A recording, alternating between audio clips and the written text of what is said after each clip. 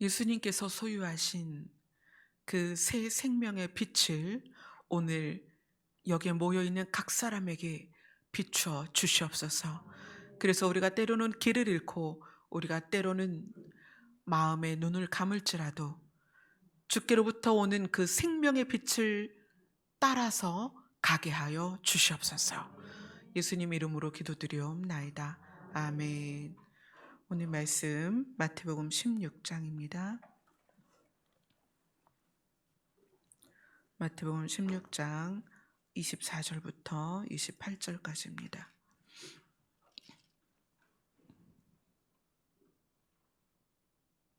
같이 읽겠습니다. 시작. 이에 예수께서 제자들에게 이르시되 누구든지 나를 따라오려거든 자기를 부인하고 자기 십자가를 지고 나를 따를 것이니라. 누구든지 제 목숨을 구원하고자 하면 잃을 것이요 누구든지 나를 위하여 제 목숨을 잃으면 찾으리라. 사람이 만일 온 천하를 얻고도 제 목숨을 잃으면 무엇이 유익하리요? 사람이 무엇을 주고 제 목숨과 바꾸겠느냐? 인자가 아버지의 영광으로 그 천사들과 함께 오리니 그때 각 사람이 행한 대로 갚으리라. 진실로 너희에게 이르노니 여기 서 있는 사람 중에 죽기 전에 인자가 그 왕권을 가지고 오는 것을 볼 자들도 있느니라. 아멘. 어, 지지난주 한 주간 정말 죽을 것 같은 고통 속에서 이렇게 죽을 수도 있겠다 사람이.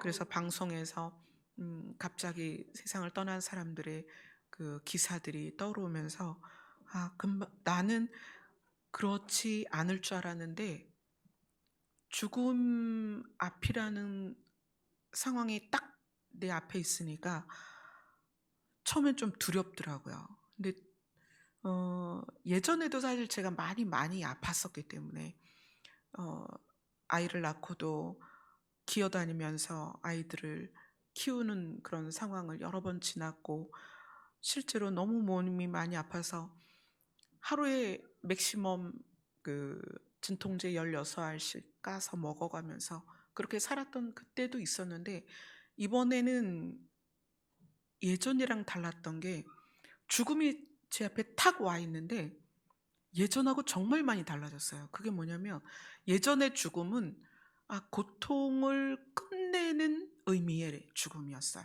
그때는 정말 그 진통제를 이렇게 쌓아놓고 진통제를 까서 막 네 알 다섯 알 한 번에 털어 넣으면서 아 죽으면 좋겠다. 그냥 딱 죽으면 너무 좋겠다. 고통이 끝나니까. 그런데 이번에 아플 때에는 어, 이렇게 표현을 해드릴게요. 막 돌된 아이를 여러분들 이제 자녀를 키워보셨잖아요. 막 돌된 아이가 걸음마를 할 때 처음엔 엄마가 손을 잡고 걸음마를 시켜주다가 그 다음에 손을 살짝 놓죠. 그리고 아이가 한 발을 디딜 때 휘청하지만 안전한 이유는 엄마가 그 앞에서 붙잡고 있거든요. 이 아이가 휘청하고 넘어질 때 바로 잡아주려고. 근데 이번에 죽음을 앞둔 어떤 그런 고통 가운데에서 그 금요일 날 말씀드렸듯이 아주 하늘하늘한 너무나 투명한 그런 커튼 앞에 하나님이 계신 거예요. 그냥 너가 지금 죽는다는 어떤 경계를 넘어와도 내가 바로 여기 있어. 그게 실제로 느껴지니까 죽음이 두려운 것도 아니고 막연한 것도 아니고 너무나 우리 앞에 가까이 와 있구나. 그래서 오늘 이 본문을 보면 사람이 만약 온 천하를 얻고도 제 목숨을 잃으면 무엇이 유익하리요? 우리 눈앞에 바로 우리 앞에 천국이 있는데 우리에게 영생이 없다면 그 천국은 우리 게 아니에요. 근데 죽음을 딱 직면해서 하나님께서 여기 한 발만 건너와 그러면 여기가 내가 있는 곳이야. 여기만 지나오면 바로 내가 있어. 내가 너를 잡아주려고 이렇게 기다리고 있어. 그 죽음 앞에 직면했을 때에는 죽음이 두려운 게 아니었어요. 아, 너무나 가까이 있구나. 그래서 어제 많이 아픈 자매가 있어서 전화로 상담을 했어요. 그 자매하고 이제 6시에 통화를 하기로 하고, 통화를 하면서 제가 그 부분을 또 이렇게 이야기를 나눴어요. 근데 그 자매가 자기도 며칠 전에 너무 아파서 죽을 것 같았다. 근데 그 죽을 것 같은 상태를 하루 이틀 지나고 저랑 통화하면서 너무나 마음이 편안해졌다. 근데 우리의 이 마음의 편안함이 어디에서 오는 걸까요? 물어보더라고요. 사망을 이기신 예수 그리스도는 사망을 이기신 그 생명을 소유하고 계세요. 근데 그분이 어디에 계시냐면 우리와 함께 계시다는 거예요. 우리 눈에는 보이지 않고 우리 손으로 잡을 수 없지만 그분이 그 새 생명을 소유한 채로 우리를 향해서 말씀하시는 거예요. 괜찮아. 한 걸음만 건너. 그럼 내가 너를 붙잡아 줄 거야. 무엇으로? 새 생명으로. 아멘. 그래서 여러분들이 앞으로 이제 뭐 전 지구적으로 어떠한 많은 일들이 있겠지만 또 개인적으로도 어떠한 일들이 많이 있겠지만 여러분의 바로 한 발 앞에 주님이 계시다. 그리고 그 주님이 우리를 붙잡아 주려고 기다리고 있다. 우리 눈에는 보이지 않지만 그분이 우리를 기다리고 계시는 상황에서 이제 오늘 말씀을 함께 나누도록 하겠습니다. 자, 오늘은 이제 자기 부인에 대해서는 마지막 주가 될 것 같아요. 예수님이 우리에게 뭐라고 말씀하시냐면 누구든지, 우리 다 포함되죠. 누구든지 나를 따라오려거든, 예수님을 따라가려거든 자기를 부인해라, 이렇게 얘기를 하십니다. 그러면 예수님 자기 자신이 자기 부인의 길을 지나오셨기 때문에 우리에게 자기 부인을 하라고 말씀을 해주실 수 있었던 것입니다. 그래서 예수님의 자기 부인의 과정을 보도록 하겠습니다. 자, 요한복음 3장으로 갑니다.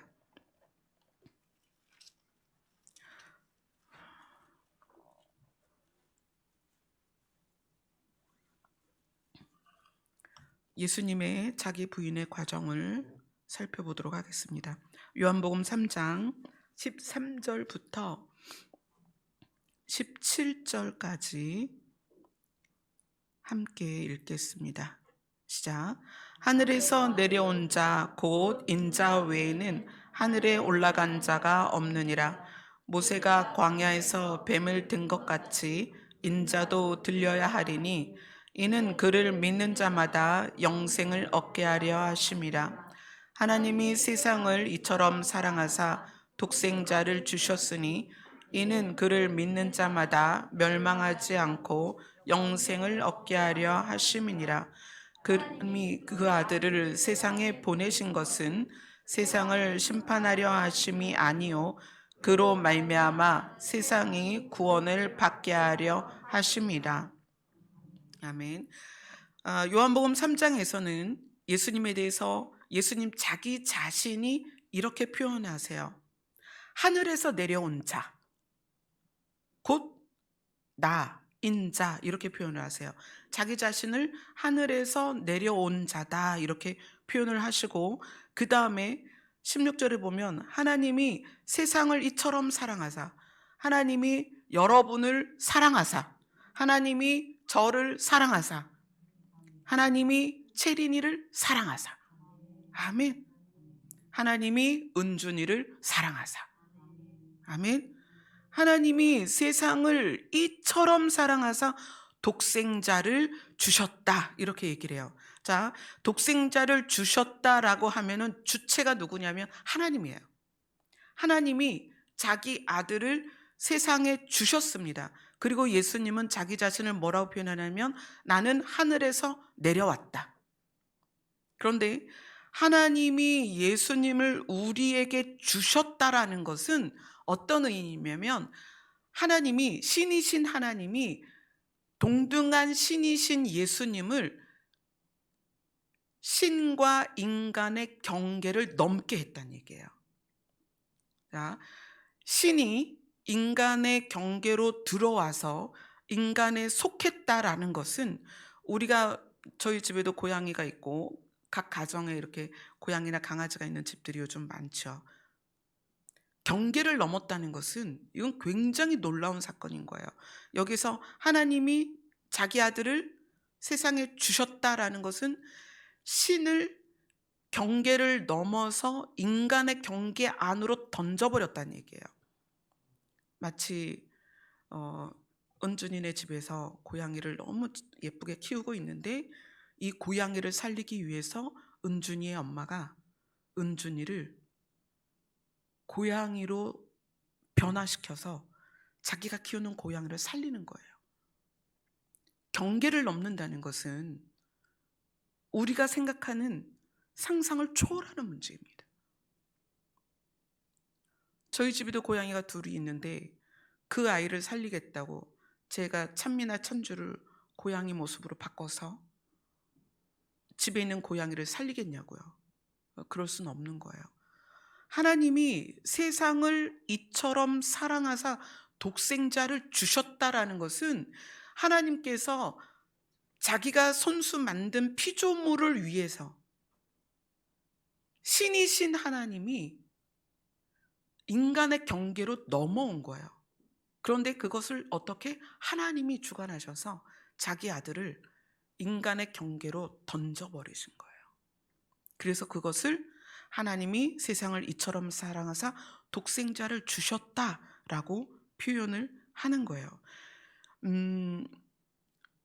이 부분은 그 독생자를 주신 이유에 대해서는 그렇게 표현하죠. 영생을 얻게 하려 하심이라, 구원을 받게 하려 하심이라. 하나님이 하나님이신 예수님을 신의 경계에서 경계를 건너서 인간의 경계를 지나서, 그래서 어떻게 예수님을 이 땅에 던지신 이유는 우리가 영생을 얻게 하는 것과 구원을 받게 하려 하는 것이다. 자, 이것을 요한복음 12장 가서 설명을 합니다. 요한복음 12장.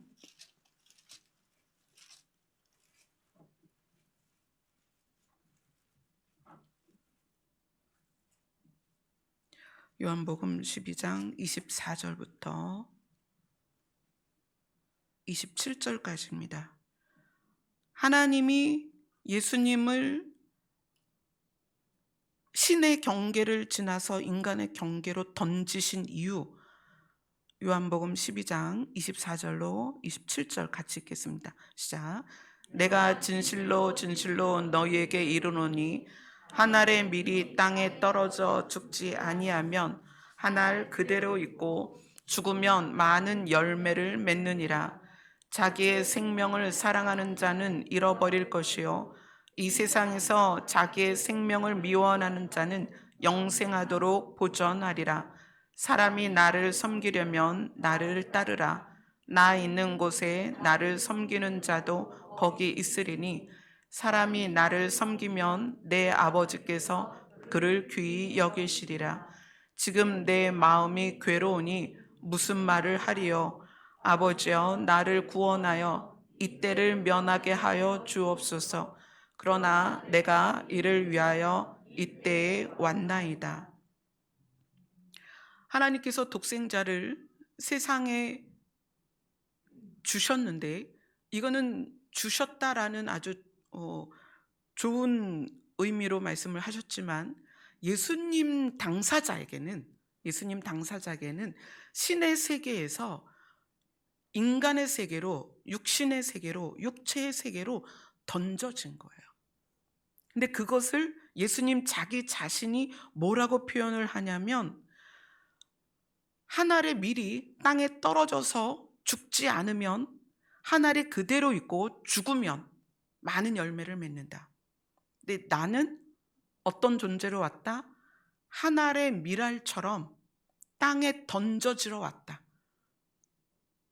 우리가 지난 금요일 날 우리에 대하여 하나님은 어떻게 하신다? 우리를 땅에서 뽑아서, 이 지구에서는 뽑혀서 그것이 마치 죽음이라는 걸로 연상이 되지만, 하나님은 우리를 뽑아서 어떻게 하신다? 하나님의 전에, 하나님의 뜰에, 하나님의 성에 옮겨 심는다. 그래서 그 옮겨 심은 자리에서 기름을 부어서 살게 하신다. 그런데 예수님은 옮겨 심어서 살게 하시는 게 아니라 신의 영역에서 인간의 영역으로 하나님은 예수님을 던지셨습니다. 그래서 예수님 자기 자신이 자기를 그렇게 표현하는 거예요. 한 알의 밀이 땅에 떨어져서 죽어야 많은 열매를 맺는 것처럼 나는 하나님의 나라에서 하늘에서 내려온 자다. 어떻게? 하나님이 던지셨다. 누구를 위해서? 너희를 위해서. 나는 나를 위해서 온 것이 아니다. 너희를 위해서 왔다. 나는 죽으러 왔다. 내가 죽음으로 너희를 살리기 위해서 내가 이 땅에 왔다. 그래서 예수님이 자기의 마음을 표현하시는 거예요. 내 마음이 괴로우니 무슨 말을 하리요. 아버지여 나를 구원하여 이 때를 면하게 하여 주옵소서. 그러나 내가 이것을 위하여 이때에 왔나이다. 이것을 위하여, 무엇을 위하여? 땅에 던져져서 죽기 위하여 왔다는 거예요. 자, 그러면서 이것을 가장 정확하게 표현한 부분이 마태복음 27장입니다.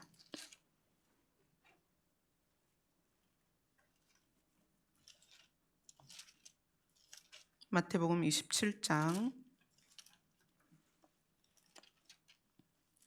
45절, 마태복음 27장 45절, 46절 우리 청년자매 크게 읽어주세요. 제 6시로부터 온 땅에 어둠이 임하여 제 9시까지 계속되더니 제 9시쯤에 예수께서 크게 소리질러 이르시되 엘리 엘리 라마 사박다니 하시니 이는 곧 나의 하나님 나의 하나님 어찌하여 나를 버리셨나이까 하는 뜻이라. 아멘. 예수님의 자기 부인은 제자들에게 버려지는 거나 또는 골고다 언덕에서 십자가에 못 박혀서 겪는 육체의 고통이 아니에요. 예수님의 자기 부인은 뭐냐면 버려지는 거예요. 나는 한 알의 밀알로 땅에 떨어져서 죽으려고 왔다. 나는 이때를 위해서 왔다. 그리고 하나님은 철저하게 예수님을 버리셨어요. 그래서 예수님이 그렇게 마지막에 숨이 끊어지기 직전에 마지막에 이렇게 이야기를 하는 거예요. 나의 하나님 어찌하여 나를 버리셨나이까. 신이 신의 위치에서 절대 있을 수 없는 게 심판이에요. 왜 그러냐면 신은 죄가 없기 때문이에요. 신은 심판을 받을 수가 없는 존재예요.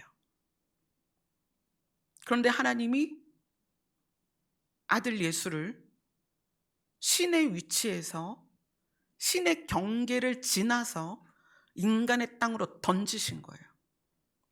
그리고 인간이 죄에 의하여 받는 심판, 그게 사망이고 죽음이거든요. 그것을 예수님이 그대로 겪게 내버려 두시는 거예요. 예수님의 자기 부인은 그것을 받아들이는 거예요.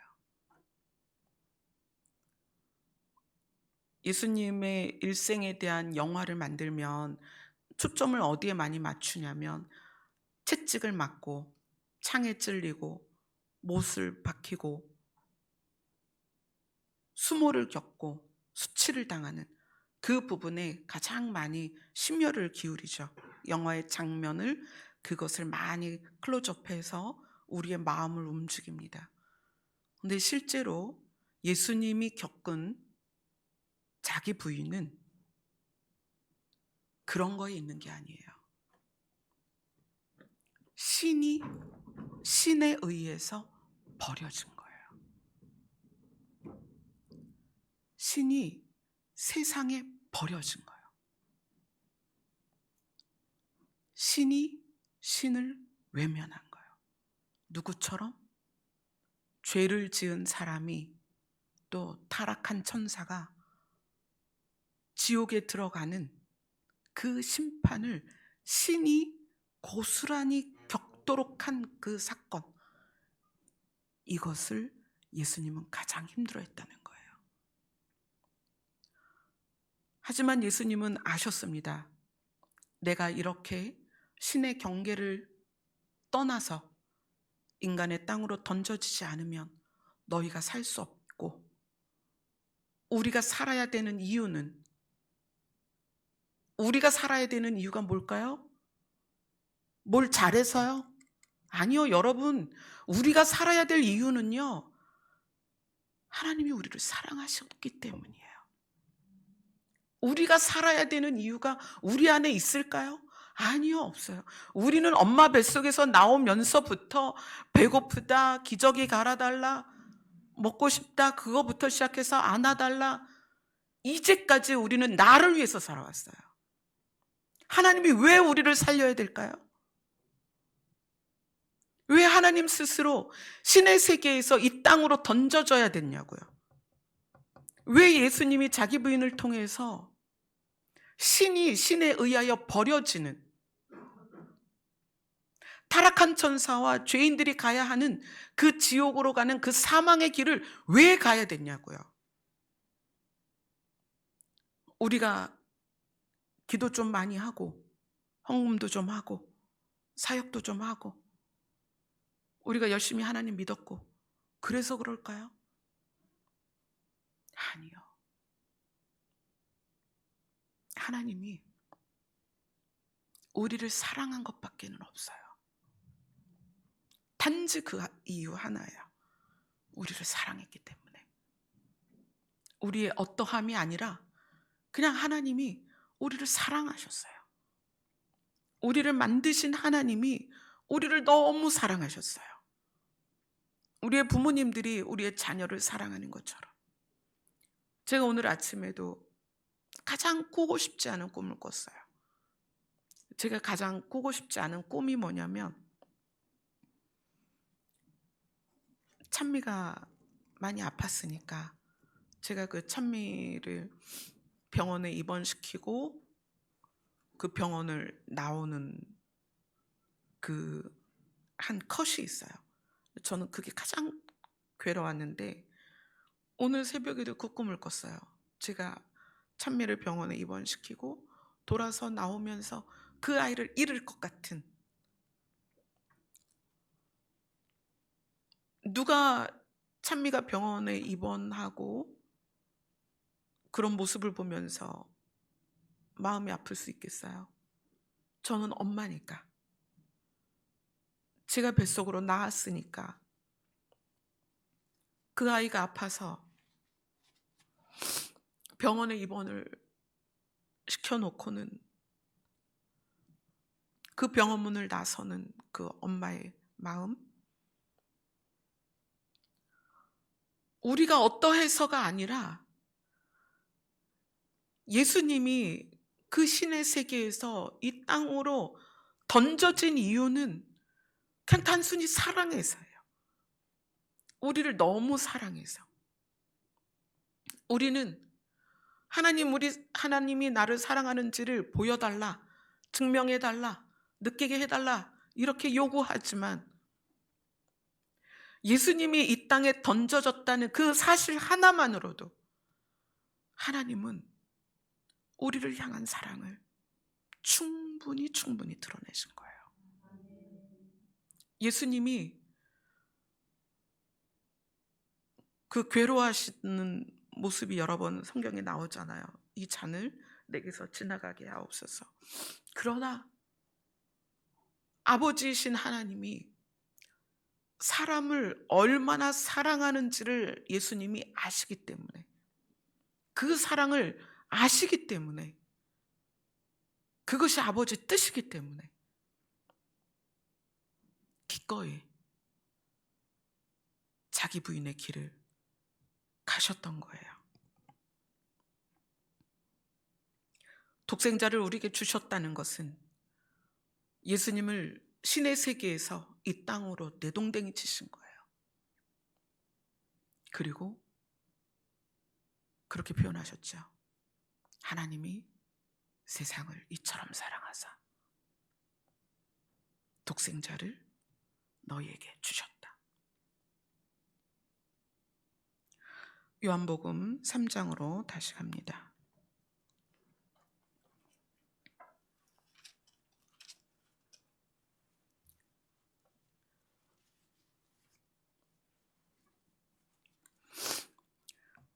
예수님이 그렇게 자기 부인을 통해서 경계를 넘어오셔서 인간을 위하여 미랄이 되시고 썩으시고 죽으시고 그 과정을 가신 것을 예수님 자기 자신이 하늘에서 내려온 자 곧 인자가 하나님이 세상을 이처럼 사랑하사 독생자를 주신 그 이유 때문에 십자가를 지고 그래서 너희에게 영생을 얻게 하려 합니다라고 3장 쭉 예수님이 자기 자신이 설명을 해 주셨어요. 그리고 나서 3장 31절부터 36절까지 우리 다 같이 읽겠습니다. 시작. 위로부터 오신 이는 만물 위에 계시고 땅에서 난 이는 땅에 속하여 땅에 속한 것을 말하느니라. 하늘로부터 오시는 이는 만물 위에 계시나니 그가 친히 보고 들은 것을 증언하되 그의 증언을 받는 자가 없도다. 그의 증언을 받는 자는 하나님이 참되시다는 것을 인쳤느니라. 하나님이 보내시는 이는 하나님의 말씀을 하나니 이는 하나님이 성령을 한없이 주심이니라. 아버지께서 아들을 사랑하사 만물을 다 그의 손에 주셨으니 아들을 믿는 자에게는 영생이 있고 아들에게 순종하지 아니하는 자는 영생을 보지도 못하고 도리어 하나님의 진노가 그 위에 머물러 있느니라. 이 요한복음 3장은 요 한 장 안에서 기가 막힌 이야기를 하고 있는 거예요. 우리가 3장 13절에서 하늘에서 내려온 자 곧 인자는 예수님이 자기 자신을 설명하면서 나는 너희에게 영생을 얻게 하려고 구원을 받게 하려고 하나님이 너희를 너무나 사랑해서 나를 너희에게 주셨다. 신의 경계를 지나서 나를 하나님이 땅에 던지셨다. 이 표현이 쭉 되어 있는데 31절부터는 이 사도 요한이 무엇에 대해서 이야기하냐면 그러한 예수님이 그 자기 부인의 길을 지난 다음에 그분이 다시 하늘에서부터 오실 것이다. 근데 이때는 상황이 좀 다른 거예요. 자, 처음에 예수님이 나는 하늘에서 내려왔다. 하나님이 나를 세상에 던지셨다. 그 이유는 하나님이 나를 너희에게 주셨다. 왜냐하면 너희에게 영생을 얻고 구원을 받게 하려고 하나님이 나를 썩어져야 되는 미랄처럼 땅에 던지셨다. 이렇게 예수님이 설명을 하셨는데 그 이후에 사도 요한은 예수님에 대해서 무엇을 이야기를 좀 하려고 하냐면 35절을 다 같이 다시 한번 읽겠습니다. 35절입니다. 시작. 아버지께서 아들을 사랑하사 만물을 다 그의 손에 주셨으니. 예수님이 이 땅에 오셨을 때에는 신의 경계를 지나서 하나님을 우리에게 주셨습니다. 예수님이 하나님이신데 그 예수님을 우리에게 주셨어요. 그런데 이 35절은 무슨 표현을 하고 있냐면 하나님께서 이제 아들에게 주십니다. 예수님에게 무엇을? 만물을 다 그의 손에 주셨다. 그런데 그분, 그 아들에 대해서 어떻게 표현하고 있냐면 31절에 위로부터 오시는 이는 이렇게 표현되어 있죠. 그리고 하늘로부터 오시는 이는 만물 위에 계시나니. 31절을 다 같이 한번 읽겠습니다. 시작. 위로부터 오시는 이는 만물 위에 계시고 땅에서 난 이는 땅에 속하여 땅에 속한 것을 말하느니라. 하늘로부터 오시는 이는 만물 위에 계시나니. 자, 위로부터 오시는 이가 만물 위에 계시고 하늘로부터 오시는 이가 만물 위에 계시다. 처음에 오신 예수님, 우리에게 주신 예수님은 땅에 던져진 예수님이고 땅 속에 들어가서 썩어진 분이에요. 그런데 이제 다시 오시는 예수님은 어떤 분이냐면 위로부터 오시는데 그분은 땅 속에 있는 게 아니라 썩어지는 미랄이 아니라 무엇 위에 있다? 만물 위에 계시다. 그걸 다시 한번 강조하는 거예요. 하늘로부터 오시는 이는 만물 위에 계시다. 지금 우리가 이제 기다리는 예수님은 어떤 분이시죠? 만물 위에 계신 분입니다. 그분은 땅에 떨어져서 죽으셨지만 사망 권세를 이기셨고 살아나셨어요. 그래서 그분에게 새 생명이 입혀져서 그 새 생명을 소유한 채로 하늘 위에 가셨습니다. 지금은 하나님과 함께 계세요. 그런데 그분이 약속을 하셨습니다. 내가 너희의 거처를 예비하러 간다. 그리고 내가 다시 올 것이다. 그런데 다시 오시는 그분은 사도 요한이 이렇게 표현하는 거예요. 위로부터 오시는 이는 이제 땅에 감추어지거나 썩어지는 분이 아니라 만물 위에 계시는 분이다. 하늘로부터 오시는 이는 만물 위에 계시나니. 아멘. 그리고 34절에 그렇게 이야기합니다. 하나님이 보내시는 이는 처음에는 우리에게 주셨지만 이제 다시 하나님이 보내시는 이는 그 하나님이 그 보내시는 이를 얼마나 사랑하시는지 그분에게 만물을 다 주셨다. 그래서 이제 우리는 처음에는 하나님이 주신 예수님을 받았지만 이제 우리는 하나님이 다시 우리를 예수님께 주셨다는 거예요. 그래서 그분이 아직 우리에게 실제로 오시진 않았지만 하나님은 우리를 아들에게 다 주셨기 때문에 이제 우리는 소유권이 바뀐 거예요. 우리의 소유권은 누구에게 있다? 예수님에게 있다. 아멘. 아버지께서 아들을 사랑하사 만물을 우리를 다 포함한 이야기예요. 우리가 빠진 지구를 예수님께 주셨다는 게 아닙니다. 여기에 만물은 우리를 포함한 만물이에요. 우리를 포함한 만물을 아들에게 주셨습니다. 그래서 36절이 이루어질 수 있는 거예요. 36절을 다 같이 읽겠습니다. 시작. 아들을 믿는 자에게는 영생이 있고 아들에게 순종하지 아니하는 자는 영생을 보지 못하고 도리어 하나님의 진노가 그 위에 머물러 있느니라. 하나님이 우리를 예수님에게 주셨는데 우리가 예수님을 거절하면 그것에 의해서 하나님이 화가 난다는 거예요. 왜 우리를 예수님에게 주셨을까요? 영생을 얻게 하기 위해서입니다. 구원을 받게 하기 위해서요. 그런데 우리가 그 영생과 구원을 거절할 때 우리가 갈 수 있는 곳은 정해져 있는 거죠. 영생이 없는 자, 구원을 받지 못한 자가 가는 곳. 원래 사실 타락한 천사들을 가두기 위해 만들었던 지옥이 그렇게 기다리고 있는 거예요. 자, 만물을 그의 손에 주셨다라는 건 정말 놀라운 비밀입니다. 요한복음 5장으로 갑니다.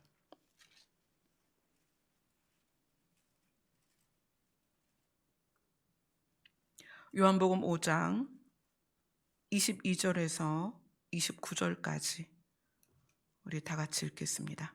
시작. 아버지께서 아무도 심판하지 아니하시고 심판을 다 아들에게 맡기셨으니 이는 모든 사람으로 아버지를 공경하는 것 같이 아들을 공경하게 하려 하심이라. 아들을 공경하지 아니하는 자는 그를 보내신 아버지도 공경하지 아니하리라. 내가 진실로 진실로 너희에게 이르노니 내 말을 듣고 또 나 보내신 이를 믿는 자는 영생을 얻었고 심판에 이르지 아니하나니 사망에서 생명으로 옮겼느니라. 진실로 진실로 너희에게 이르노니 죽은 자들이 하나님의 아들의 음성을 들을 때가 오나니 곧 이때라. 듣는 자는 살아나리라. 아버지께서 자기 속에 생명이 있음 같이 아들에게도 생명을 주어 그 속에 있게 하셨고 또 인자됨으로 말미암아 심판하는 권한을 주셨느니라. 이를 놀랍게 여기지 말라. 무덤 속에 있는 자가 다 그의 음성을 들을 때가 오나니 선한 일을 행한 자는 생명의 부활로 악한 일을 행한 자는 심판의 부활로 나오리라. 아멘. 요한복음 3장에서 요한이 만물을 예수님의 손에 주셨다. 그리고 위로부터 오시느니 하늘로부터 오시느니 하나님이 보내신 이 그 아들로 말미암아 영생을 얻게 될 거라는 것을 예수님이 요한복음 5장에서 다시 한번 설명을 해 주시는 거예요. 이제 심판의 권한이 아들에게 넘어갔습니다. 처음에 하나님이 심판의 권한이 있으셨기 때문에 그 심판의 권한이 있으신 하나님께서 아들을 이 땅에 던지셔서 사람들의 죄악을 아들에게 다 지워서 십자가에서 하나님이 심판하셨습니다. 이건 예수님이 자기를 심판한 게 아니에요. 하나님이 자기 아들을 심판하셔서 죄 있는 자가 받는 사망을 받게 한 거예요. 그래서 하나님이 심판을 그때까지 진행을 하셔서 자기 아들을 아버지의 손으로 심판을 해버리셨습니다. 그리고 죄 있는 자가 가는 그 사망의 길을 가신 거예요. 그리고 나서 예수님이 이제 사망의 권세를 이기고 다시 살아나셨을 때 하나님이 만물을 아들에게 주셨다는 것은 무엇까지 포함하냐면 이제 심판은 네가 해라. 이제 나는 더 이상 심판하지 않을 거다. 심판의 권한을 내가 너에게 줄게. 이제 네가 심판을 해라. 그래서 예수 그리스도를 믿지 않는 사람은 영생을 얻을 수 없습니다. 제가 구리에서 남편하고 부교육자로 사역할 때 그때 그 성가대 지휘하시던 지휘자 집사님이 계셨어요. 네, 서울대 출신이어서 이제 교회에서도 굉장히 신임이 두터운 그런 성가대 지휘자셨는데 그 집사님이 성가대를 지휘를 하시는 분인데 어느 날 둘이 그러니까 몇몇이 이렇게 대화를 하다가 너무 놀란 게 자기는 하나님을 믿어준다는 거예요. 그런데 예수님이 안 믿어준다는 거예요. 그래서 그 성경의 권위를 어디까지만 두냐면 구약까지만 둬요. 신약은 안 믿어진다. 신약은 아무래도 사람들이 지어낸 것 같다. 예수님이라는 사람이 있었지만 역사적인 사실이니까 예수라는 사람이 있었지만 그것이 부활해서 승천했다는 것까지는 못 믿겠다.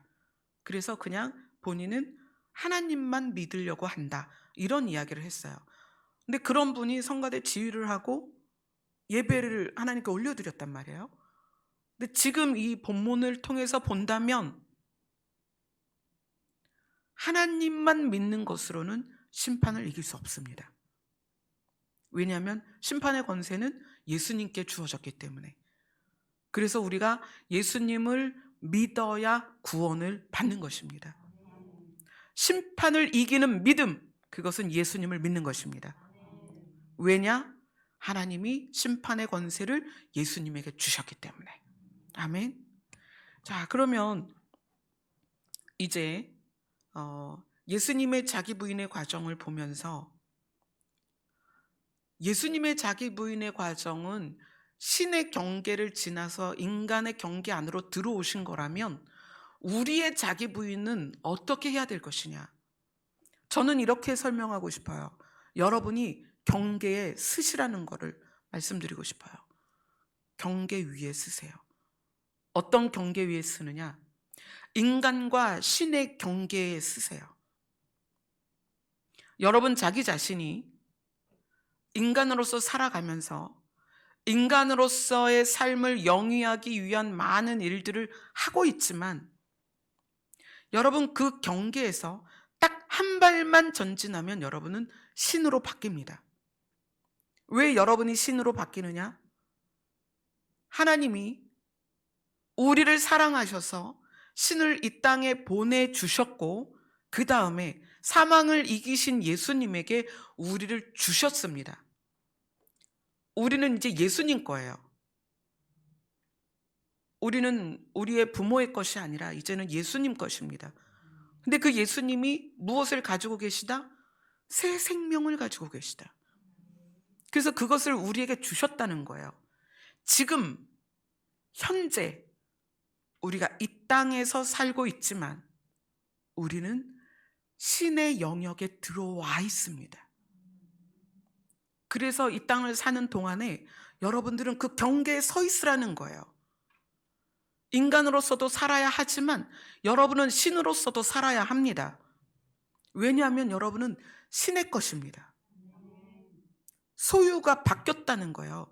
하나님이 처음에 세상을 이처럼 사랑하사 자기의 아들을 세상에 우리에게 주셨다라고 표현했지만 그 이후에 바뀌었잖아요. 아들을 사랑해서 만물을 아들에게 주었다. 이제 우리는 소유권이 바뀌었습니다. 신이 우리의 소유를, 우리의 생명을 주관하는 분이에요. 그리고 하나님이 예수님을 향해서 주셨던 그 새 생명이 우리에게 왔기 때문에 우리는 이제 인간과 신의 경계에 서 있어야 된다는 거예요. 정신 차려야 됩니다. 그러지 않으면 우리는 열심히 인간으로서 살기 위해서 신을 찾는 존재가 될 거예요. 우리는 인간으로 살기 위해서 신이 필요한 존재가 아니라 이미 우리는 신이 됐습니다. 그렇지만 아직 이 땅에서 살고 있기 때문에 인간과 신의 경계에 있으라는 거예요. 그리고 성경을 통해서 신과 만나세요. 기도를 통해서 신과 만나셔야 됩니다. 이제 곧 신의 세계에서 살게 될 것이기 때문에 여러분이 신과 인간의 경계에 서 계셔야 된다는 거예요. 그 다음에 여러분은 지구와 천국의 경계에 서 계셔야 됩니다. 지구에서 천년만년 살 것처럼 그렇게 생각하지 마세요. 우리는 순식간에 천국에 갈 것입니다. 그게 어느 순간이 될지 여러분 장담하지 마세요. 제가 정말 죽을 것 같은 아픔을 지나면서 삶과 죽음의 경계가 너무 모호한 거예요. 너무나 얇은 커튼 한 장으로, 그 바람에 휘날리는 커튼 한 장으로 경계가 있으면서 한 발만 오면 여긴 나의 나라다. 하나님 말씀하시는데 우리는 정말 지구와 천국의 경계에 있구나. 여러분 이거 기억하세요. 천년만년 이 땅에서 살 것처럼 살지 마세요. 늘 처절하게 내가 서 있는 경계를 기억하세요. 그런데 그 경계에 서 보니까, 커튼 한 장으로 서 계신 하나님을 바라보니까 그 커튼 너머로 한 발만 내디디면 천국인 곳을 경험해 보니까 이 땅에서 내가 추구하고 붙잡으려고 했던 것들이 아무것도 아니라는 거예요. 남들이 나를 알아주지 않는 거, 누군가 나를 미워하는 거, 누군가 나를 서운하게 하는 거, 누군가 나를 오해하는 거, 타인보다 내가 좀 부족한 거, 타인이 갖고 있지 않은 그것 때문에 속상한 거, 그 모든 것들이 정말 아무것도 아니라는 거예요. 여러분 처절하게 경계에 서 계세요. 차라리 경계에 서 있다가 슬쩍 미끄러져서 주님 나라 갈 수 있다면 얼마나 좋겠어요. 그래서 예수님이 처음 사역을 시작하시면서 하신 말씀이 뭐냐면 회개하라, 천국이 가까이 왔다. 경계에 서 있다라는 얘기예요. 내가 이곳에 왔다는 것은, 내가 하나님이 세상으로 던지셨다는 것은 이제 너희가 지구와 천국의 경계에 서 있다는 얘기예요. 천국이 가까이 왔다. 우리는 지금 지구와 천국의 경계에 서 있습니다. 천년만년 지구에서 살 것처럼 생각하지 마세요.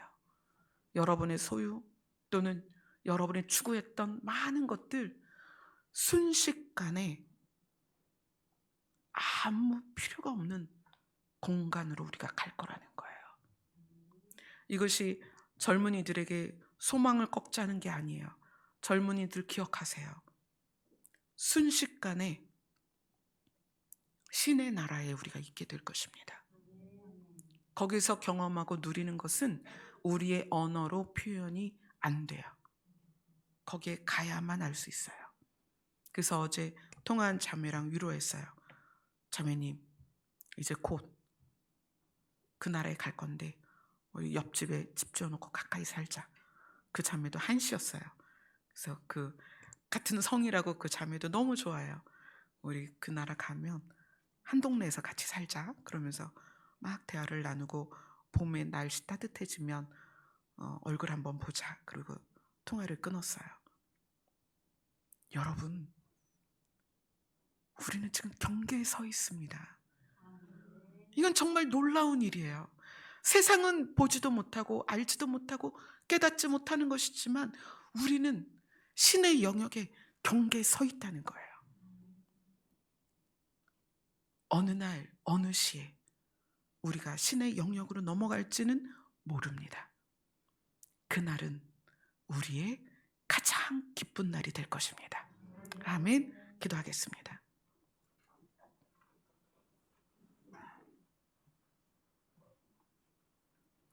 우리가 선 곳은 인간과 신의 경계입니다.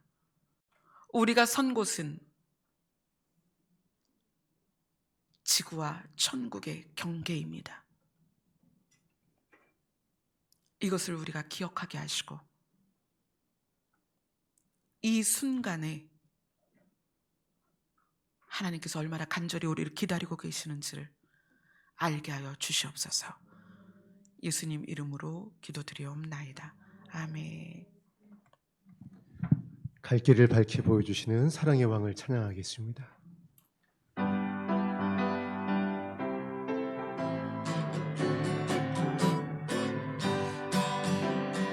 갈 길을 밝히 보이시니 주 앞에 빨리 나갑시다. 우리를 찾는 우주 예수 모두 다시 한번 갈 길을 밝히 박수하며 찬송합니다. 우리를 찾는 우주 예수 거듭나시네. 죄악 벗을 우리 영혼이 기뻐 뛰며 주를 보겠네. 하늘에 계신 주 예수를 영원히 섬기리. 우리를 오라 하시는 말 기쁘게 듣고 순종하세. 구주를 믿기 지체 말고 속속히 나가세.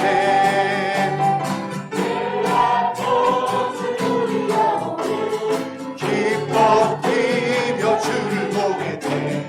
하늘에 계신 주 예수를 영원히 섬기리. 주 오늘 여기 계시오니 나와서 주의 말씀 드세. 기도하며 생각하니 참 진리시로다.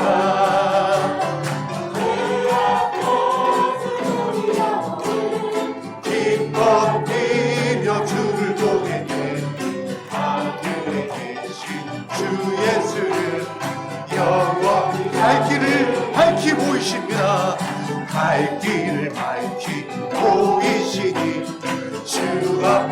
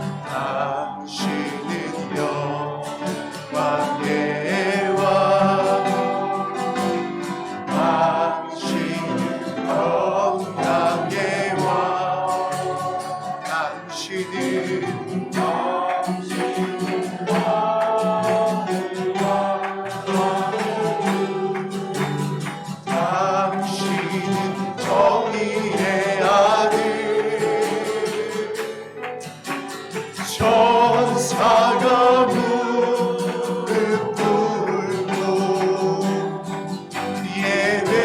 예배하고 찬송하네. 영원한 생명 말씀 당신은 예수 그리스도 주 호산나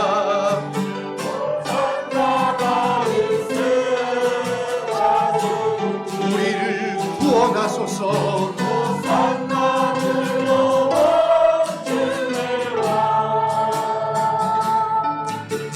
높은 하늘에 영광이 마음과 뜻과 힘을 다하여 새 노래로 부릅니다. 당신은 영광의 왕 당신은 영광의 왕 예수님을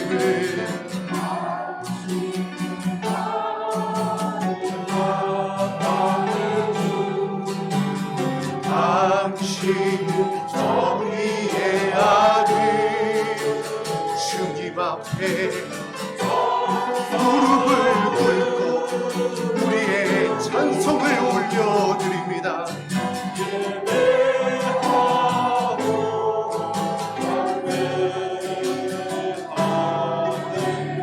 영원한 생명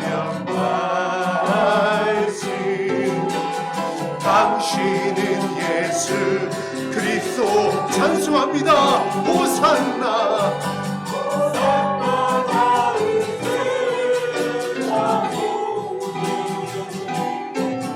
호산나 불러 주의 왕 높은 하늘에 영광이 예수 주 메시 호산나 다윗의 자손께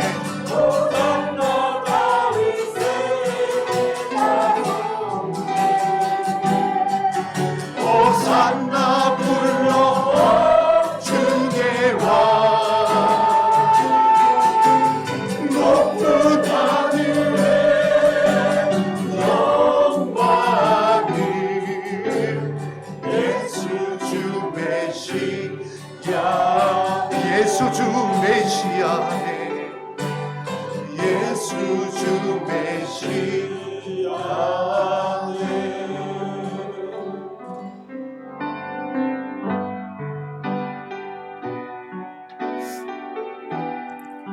우리의 자기 부인은 우리가 서 있는 경계를 아는 것입니다. 우리는 이 땅에서 천년만년 살 것이 아닙니다. 우리는 사람으로 살다가 사라질 존재가 아닙니다. 우리는 곧 신의 경계로 넘어갈 것이고 우리는 신으로 살 것입니다. 왜냐하면 우리에게는 예수 그리스도를 통하여 새 생명이 부어졌기 때문입니다.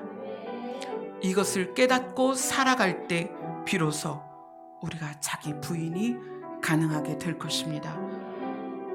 기도 시간은 우리가 신인 것을 확인하는 시간입니다.